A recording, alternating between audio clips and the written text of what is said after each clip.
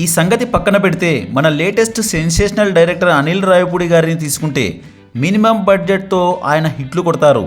Is a real director in Telugu industry. Rajamouli లాంటి డైరెక్టర్లు heavy బడ్జెట్తో కొన్ని సంవత్సరాలు సినిమా తీసినా, రావిపూడి లాంటి వారు చిన్న సినిమాలు సంవత్సరానికి ఒకటి తీసినా అదే బెస్ట్ అవుతుంది.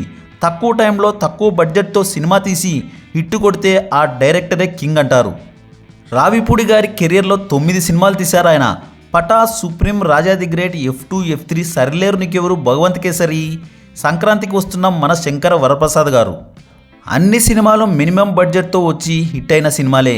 కానీ రావిపూడి గారి కెరియర్లో ఆయనకు బెస్ట్ ఫిలింని భగవంత్ కేసరి అని ఆయనే స్వయంగా చెప్తూ ఉంటారు.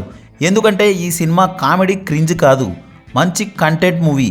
నేషనల్ అవార్డు సాధించిన సినిమా ఇది. అందుకే అనిల్ రావిపూడి గారి కెరియర్లో టాప్ 1 అండ్ అనిల్ రావిపూడి గారి బెస్ట్ ఫిలిం అంటే ఫస్ట్ భగవంత్ కేసరి సినిమాయే.